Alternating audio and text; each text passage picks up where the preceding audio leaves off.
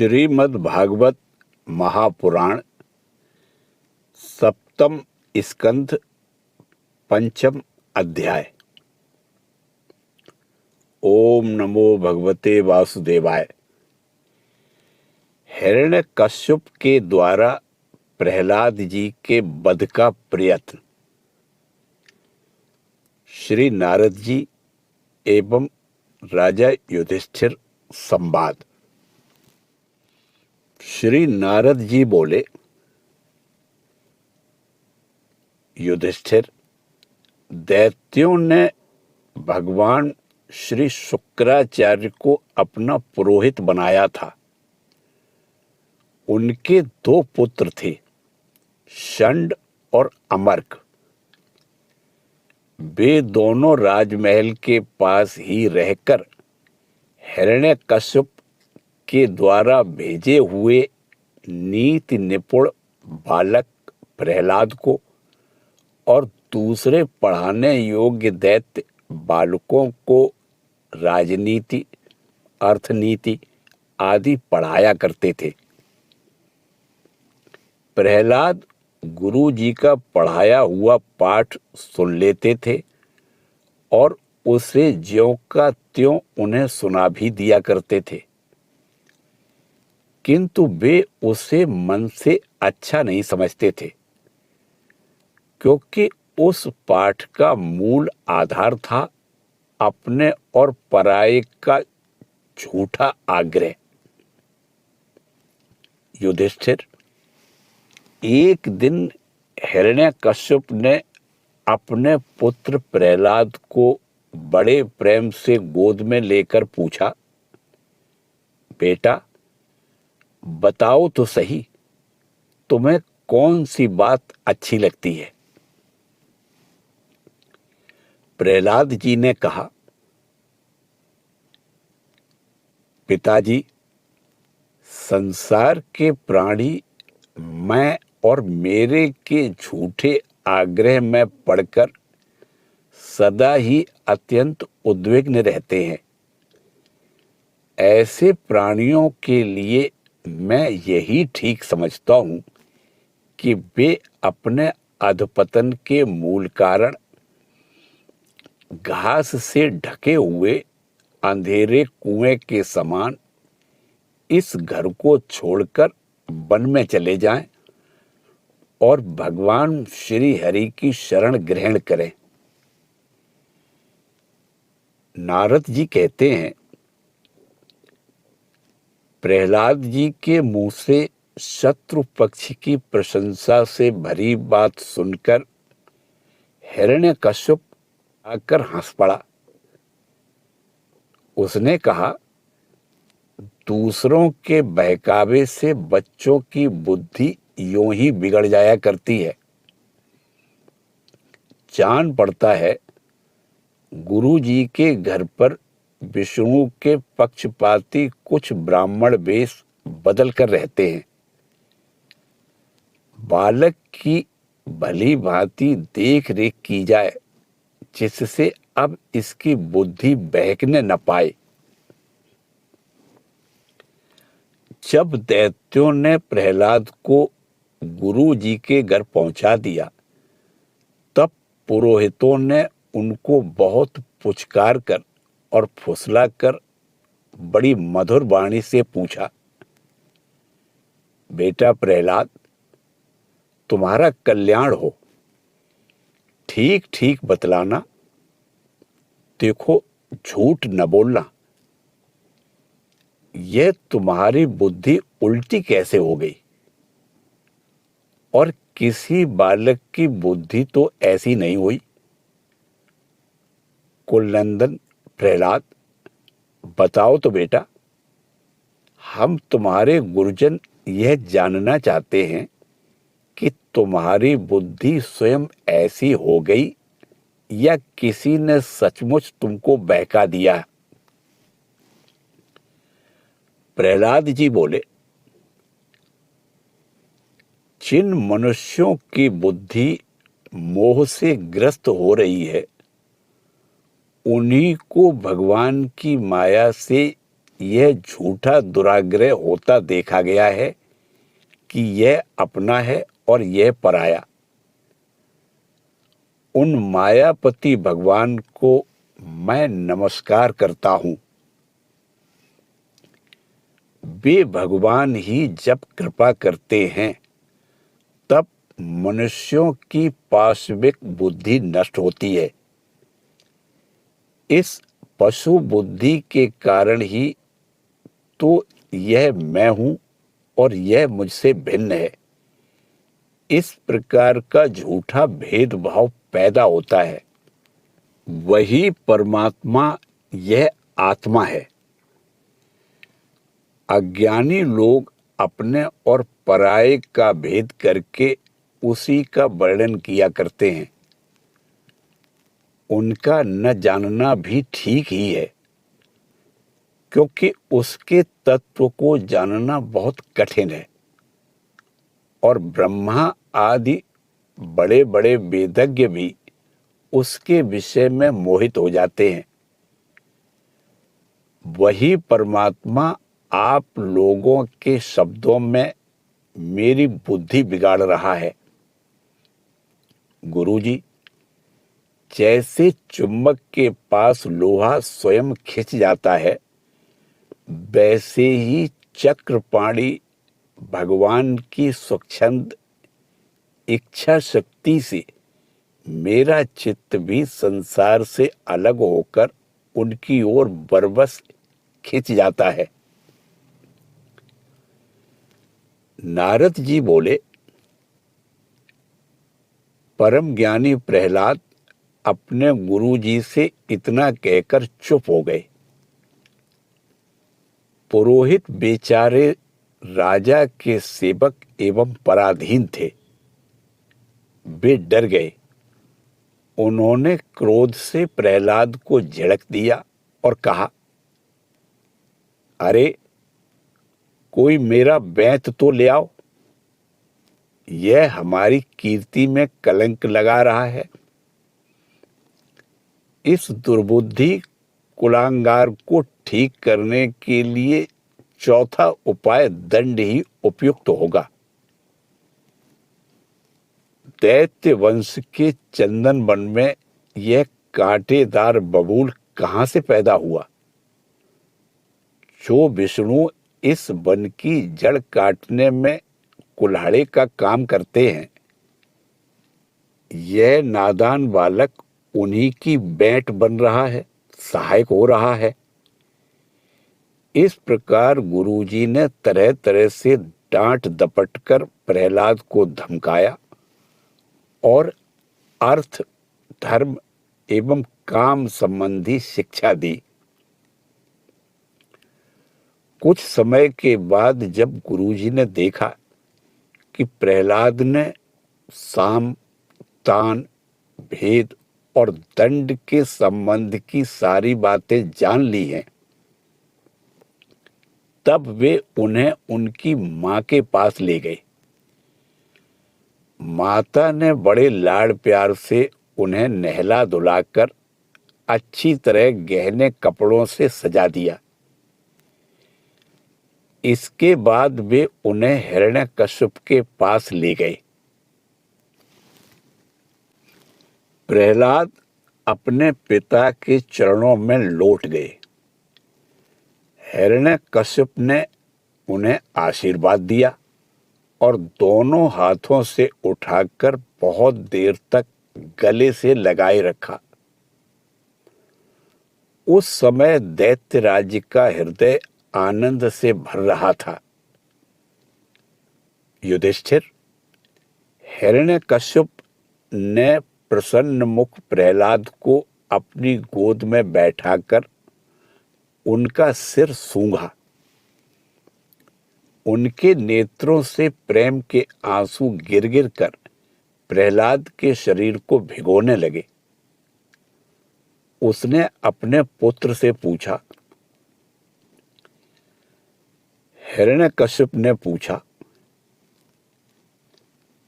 चिरंजीव बेटा प्रहलाद, इतने दिनों में तुमने गुरु जी से जो शिक्षा प्राप्त की है उसमें से कोई अच्छी सी बात हमें सुनाओ। प्रहलाद जी बोले, पिताजी, विष्णु भगवान की भक्ति के 9 भेद हैं। भगवान के गुण, लीला, नाम आदि का श्रवण, उन्हीं का कीर्तन, उनके रूप, नाम आदि का स्मरण, उनके चरणों की सेवा, पूजा, अर्चा, वंदन, दास, सख्य और आत्मनिवेदन। यदि भगवान के प्रति समर्पण के भाव से यह 9 प्रकार की भक्ति की जाए तो मैं उसी को उत्तम अध्ययन समझता हूं। प्रहलाद की यह बात सुनते ही क्रोध के मारे हिरण्यकश्यप के होठ फड़कने लगे। उसने गुरु पुत्र से कहा, रे नीच ब्राह्मण, यह तेरी कैसी करतूत है? दुर्बुद्धि, तूने मेरी कुछ भी परवाह न करके इस बच्चे को कैसी निस्सार शिक्षा दे दी। अवश्य ही तू हमारे शत्रुओं के आश्रित है। संसार में ऐसे दुष्टों की कमी नहीं है जो मित्र का बाना धारण कर छिपे छिपे शत्रु का काम करते हैं, परंतु उनकी कलई ठीक वैसे ही खुल जाती है जैसे छिपकर पाप करने वालों का पाप समय पर रोग के रूप में प्रकट होकर उसकी पोल खोल देता है। गुरु पुत्र ने कहा, इंद्र शत्रु, आपका पुत्र जो कुछ कह रहा है वह मेरे या और किसी के बहकाने से नहीं कह रहा। राजन, यह तो इसकी जन्मजात स्वाभाविक बुद्धि है। आप क्रोध शांत कीजिए, व्यर्थ में हमें दोष न लगाइए। नारद जी बोले, युधिष्ठिर, जब गुरु जी ने ऐसा उत्तर दिया तब हिरण्यकश्यप ने फिर प्रहलाद से पूछा, क्यों रे, यदि तुझे ऐसी अहित करने वाली खोटी बुद्धि गुरु मुख से नहीं मिली तो बता कहां से प्राप्त हुई? प्रहलाद जी ने उत्तर दिया, पिताजी, संसार के लोग तो पिसे हुए को पीस रहे हैं, चबाए हुए को चबा रहे हैं। उनकी इंद्रियां बस में न होने के कारण वे भोगे हुए विषयों को ही फिर भोगने के लिए संसार रूप घोर नरक की ओर जा रहे हैं। ऐसे ग्रहाशक्त पुरुषों की बुद्धि अपने आप किसी के सिखाने से अथवा अपने ही जैसे लोगों के संग से भगवान श्री कृष्ण में नहीं लगती। जो इंद्रियों से दिखने वाले बाह्य विषयों को परम इष्ट समझकर मूर्खतावश अंधों के पीछे अंधों की तरह गड्ढे में गिरने के लिए चले जा रहे हैं और वेद वाणी रूप रस्सी के काम्य कर्मों के दीर्घ बंधन में बंधे हुए हैं, उनको यह बात मालूम नहीं कि हमारे स्वार्थ और परमार्थ भगवान विष्णु ही हैं। उन्हीं की प्राप्ति से हमें सब पुरुषार्थों की प्राप्ति हो सकती है। जिनकी बुद्धि भगवान के चरण कमलों का स्पर्श कर लेती है, उनके जन्म मृत्यु रूप अनर्थ का सर्वथा नाश हो जाता है। परंतु जो लोग अकिंचन भगवत प्रेमी महात्माओं के चरणों की धूल में स्नान नहीं कर लेते, उनकी बुद्धि काम्य कर्मों का पूरा सेवन करने पर भी भगवत चरणों का स्पर्श नहीं कर सकती। प्रहलाद इतना कहकर चुप हो गए। हिरण्यकश्यप ने क्रोध के मारे अंधा होकर उन्हें अपनी गोद से उठाकर भूमि पर पटक दिया। प्रहलाद की बात को वह सहन नहीं कर सका। रोष के मारे उसके नेत्र लाल हो गए। वह कहने लगा, दैत्यो, इसे यहां से बाहर ले जाओ और तुरंत मार डालो। यह मार ही डालने योग्य है। देखो तो सही, जिसने इसके चाचा को मार डाला, अपने सुहृद स्वजनों को छोड़कर वह नीच दास के समान उसी विष्णु के चरणों की पूजा करता है। हो न हो, इसके रूप में मेरे भाई को मारने वाला विष्णु ही आ गया है। अब यह विश्वास के योग्य नहीं है। 5 वर्ष की अवस्था में ही जिसने अपने माता पिता के दुस्तेज वात्सल्य स्नेह को भुला दिया, वह कृतज्ञ भला विष्णु का ही क्या हित करेगा। कोई दूसरा भी यदि औषध के समान भलाई करे तो वह एक प्रकार से पुत्र ही है, पर यदि अपना पुत्र ही अहित करने लगे तो रोग के समान वह शत्रु है। अपने शरीर के ही किसी अंग से सारे शरीर को हानि होती हो तो उसे काट डालना चाहिए, क्योंकि उसे काट देने से शेष शरीर सुख से जी सकता है। यह स्वजन का बाना पहनकर मेरा कोई शत्रु ही आया है। जैसे योगी की भोग लोलुप इंद्रियां उसका अनिष्ट करती हैं, वैसे ही यह मेरा अहित करने वाला है। इसलिए खाने, सोने, बैठने आदि के समय किसी भी उपाय से इसे मार डालो। जब हिरण्यकश्यप ने दैत्यों को इस प्रकार आज्ञा दी, तब तीखी दाढ़, विकराल बदन, लाल लाल दाढ़ी मूछ एवं केशों वाले दैत्य हाथों में त्रिशूल ले लेकर मारो, काटो, इस प्रकार बड़े जोर से चिल्लाने लगे। प्रहलाद चुपचाप बैठे हुए थे और दैत्य उनके सभी मर्म स्थानों में शूल से घाव कर रहे थे। उस समय प्रहलाद जी का चित्त उन परमात्मा में लगा हुआ था जो मन वाणी के अगोचर, सर्वात्मा, समस्त शक्तियों के आधार एवं परब्रह्म हैं।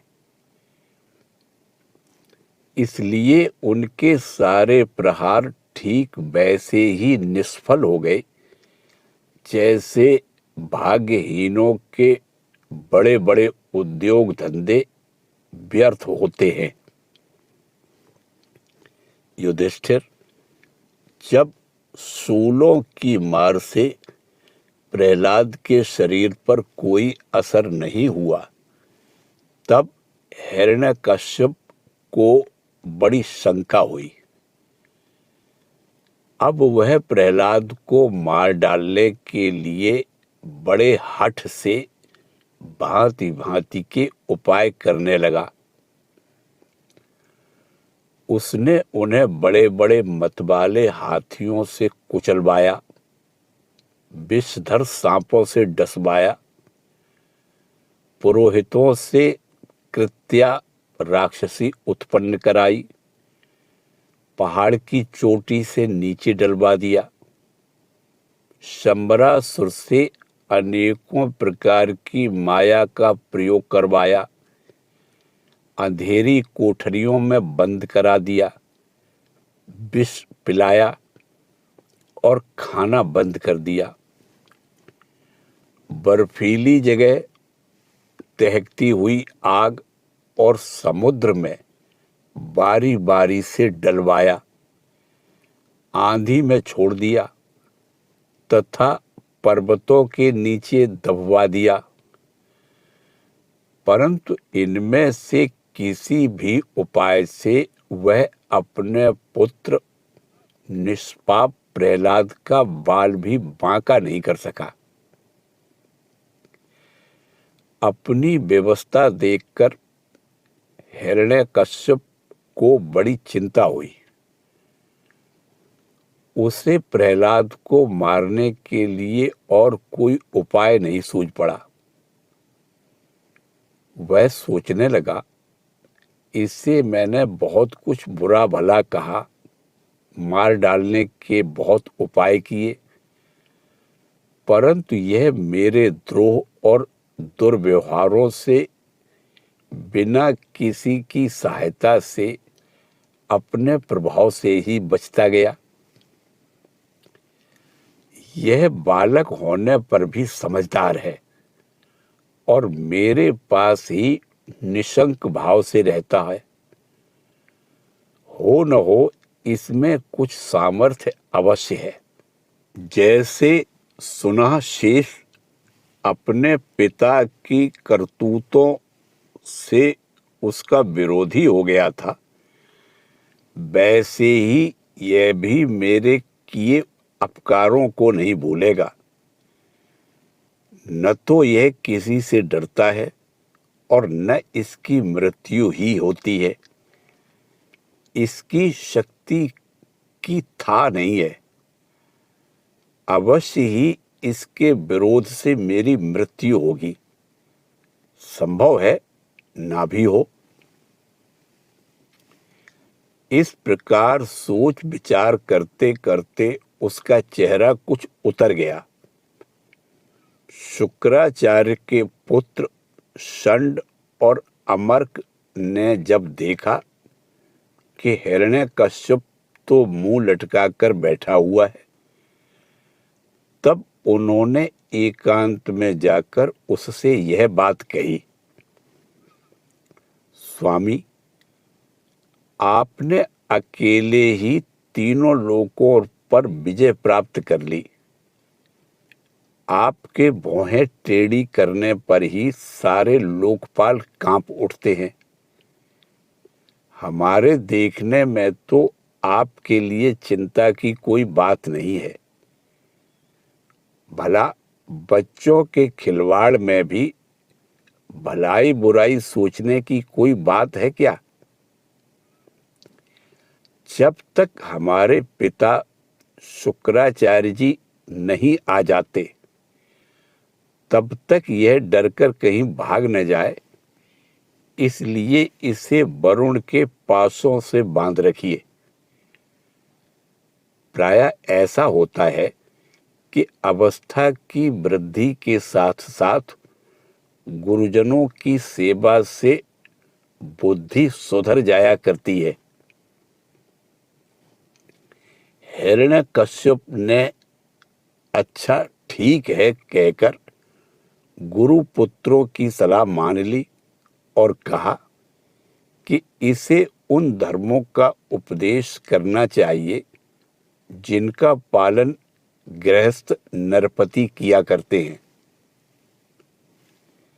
युधिष्ठिर, इसके बाद पुरोहित उन्हें लेकर पाठशाला में गए और क्रमशः धर्म, अर्थ और काम, इन 3 पुरुषार्थों की शिक्षा देने लगे।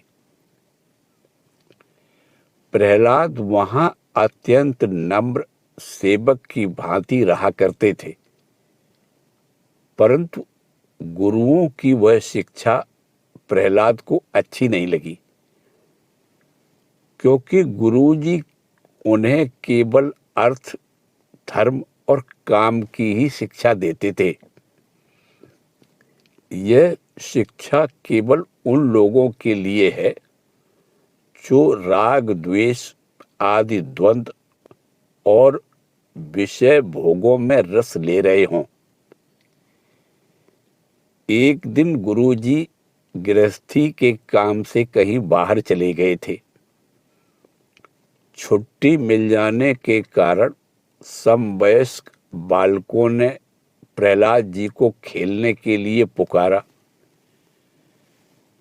प्रहलाद जी परम ज्ञानी थे। उनका प्रेम देखकर उन्होंने उन बालकों को ही बड़ी मधुर वाणी से पुकारकर अपने पास बुला लिया। उनसे उनके जन्म मरण की गति भी छिपी नहीं थी। उन पर कृपा करके हंसते हुए से उन्हें उपदेश करने लगे। युधिष्ठिर, वे सब अभी बालक ही थे, इसलिए राग द्वेष परायण विषय भोगी पुरुषों के उपदेशों से और चेष्टाओं से उनकी बुद्धि अभी दूषित नहीं हुई थी। इसी से प्रहलाद जी के प्रति आदर बुद्धि होने से उन सब ने अपनी खेल कूद की सामग्रियों को छोड़ दिया तथा प्रहलाद जी के पास जाकर उनके चारों ओर बैठ गए और उनके उपदेश में मन लगाकर बड़े प्रेम से एकटक उनकी ओर देखने लगे। भगवान के परम प्रेमी भक्त प्रहलाद का हृदय उनके प्रति करुणा और मैत्री के भाव से भर गया तथा वे उनसे कहने लगे, ओम नमो भगवते वासुदेवाय।